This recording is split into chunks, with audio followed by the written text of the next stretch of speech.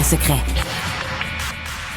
Alexandre Dubé. Décidément, c'est une très grosse journée pour le président américain Donald Trump avec en trame de fond les funérailles nationales du sénateur Lindsey Graham. Ça se passe à Washington aujourd'hui. Il y a de la grande visite dans la capitale américaine, notamment le premier ministre israélien Benjamin Netanyahou, mais aussi le président ukrainien Volodymyr Zelensky. Georges Mercier est analyste doctorant en sciences politiques au Centre de recherche internationale de Sciences Po Paris à l'Université de Montréal. Salut Georges. Salut Alex. Bon, d'abord, Benjamin Netanyahou, OK? Là, il s'amène à la Maison-Blanche dans un contexte où, là, ça fait quoi, là? 3-4 nuits qu'il n'y a plus de frappe nécessairement en Iran.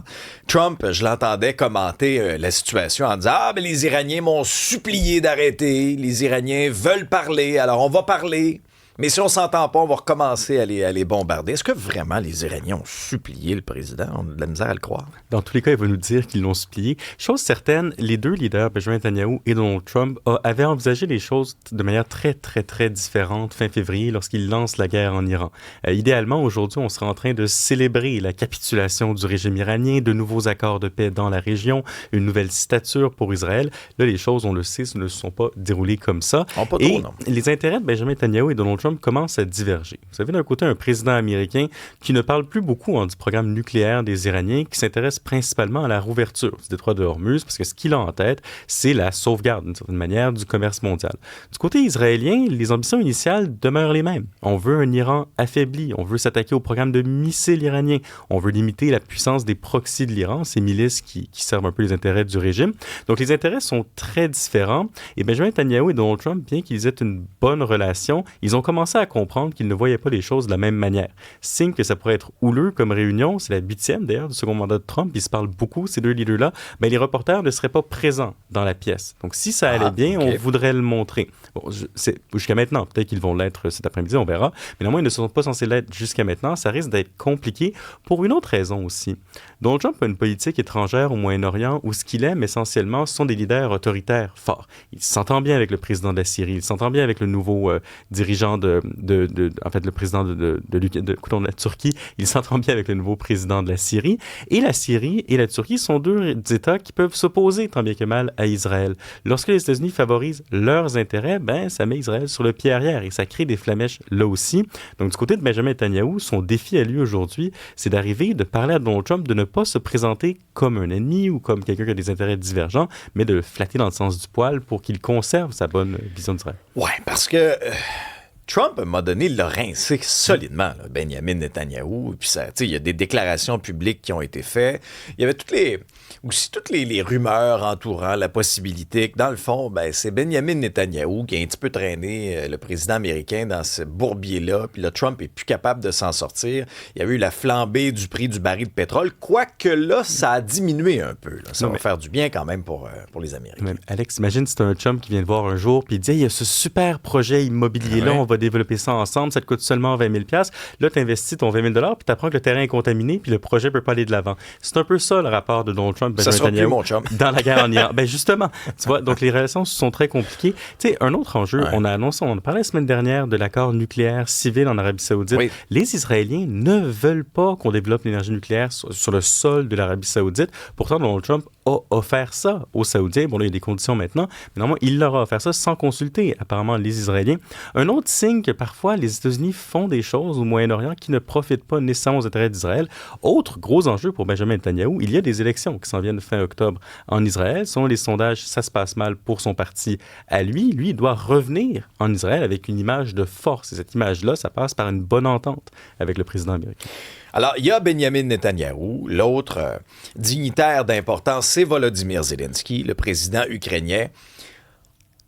Toujours nerveux un peu quand Zelensky vient à la Maison-Blanche parce qu'on se souviendra de la scène là, chaotique à un moment donné dans le bureau ovale où Zelensky s'était fait envoyer promener par Trump, même par des journalistes qui lui reprochaient son habillement. Trump lui disait « T'as pas les cartes en main essentiellement là, pour faire ton fanfaron là, ici. » Là, dans les derniers mois, quand même, on a senti un rapprochement, un réchauffement des relations entre les États-Unis et l'Ukraine. Et ça se ressent même, Georges, dans la base MAGA. Là. Il y en a plusieurs qui changent leur fusil d'épaule. Ouais, ça, c'est vraiment intéressant parce que si la relation entre Trump et Netanyahou, disons, s'empire graduellement, celle entre Trump et Zelensky s'améliore. Bon, pourquoi?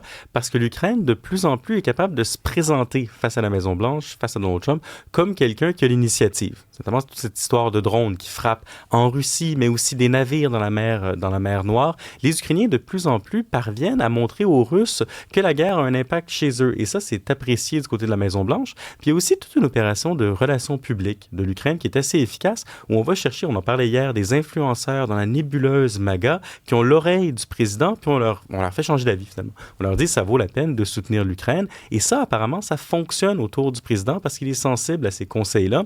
Donc Zelensky arrive dans une posture plus forte. Peut-être que le contexte n'a jamais été aussi favorable depuis le retour de Trump à la Maison-Blanche pour les Ukrainiens. Et là, ce qu'il va demander, c'est un soutien pour les intercepteurs de missiles, parce qu'il y a quand même des gros problèmes avec les missiles balistiques qui s'abattent sur l'Ukraine, mais aussi de débloquer ce fameux paquet de sanctions auquel travaillait Lindsey Graham, qui permettrait de faire encore plus mal à l'économie russe.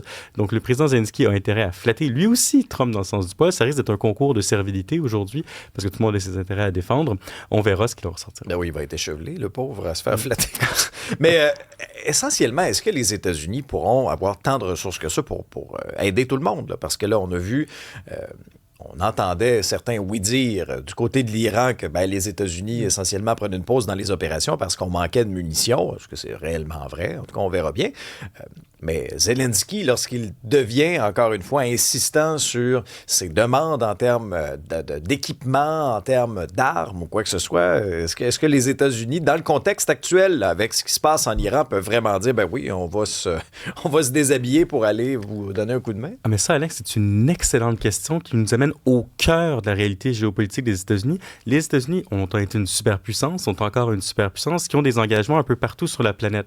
Le problème, c'est comme tu dis, leurs ressources ne sont pas limitées. Donc, lorsqu'on utilise des intercepteurs dans la guerre en Iran, ils ne sont pas disponibles pour les Ukrainiens, mais ils ne sont pas disponibles non plus pour être dans des entrepôts en Asie pour dissuader la Chine d'une éventuelle opération envers Taïwan. Et une des ambitions de la politique de la Maison-Blanche actuelle, c'est quand même de rapatrier des capacités industrielles aux États-Unis pour consolider nos forces, pour pouvoir produire ces intercepteurs-là, ces missiles, ces choses comme ça. Mais aussi, lorsqu'on pense au désengagement des Américains et de l'Europe, lorsqu'ils demandent aux pays européens, faites-en plus pour votre défense, c'est une reconnaissance de la part des États-Unis que si on veut continuer à garantir la sécurité dans autant d'endroits sur la planète, il y a des endroits desquels on doit partir, tant bien que mal, pour consolider nos ressources. Et donc, oui, le fait que les ressources américaines soient overstretched, en bon français, c'est un vrai problème. Ça explique beaucoup de choses sur le rapport au conflit actuel. Il y a quelque chose de paradoxal présentement. On sait que le président Trump voit sa cote de popularité diminuer. On pourrait croire que ça profite notamment aux démocrates, mais selon le Times... le Parti démocrate a de la difficulté avec son financement. Mais ça, c'est absolument fascinant. Non seulement il a de la difficulté avec son financement au niveau national, il est même lourdement endetté de plusieurs millions de dollars, alors qu'au niveau national, le Parti républicain a plus de 100 millions de dollars.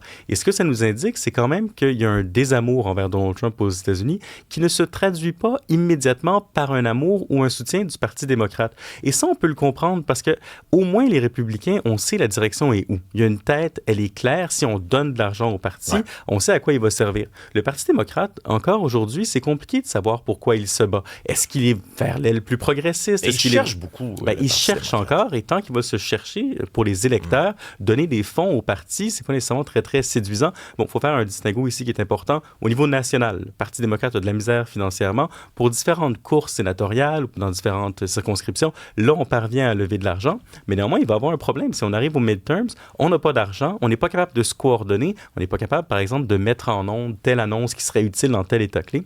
On verra comment ça va se poursuivre, mais c'est quand même assez curieux, oui, de voir qu'on aurait pu s'attendre à ce que les démocrates soient très riches en ce moment. Ils ne le sont pas. Merci beaucoup, Georges. Merci à toi.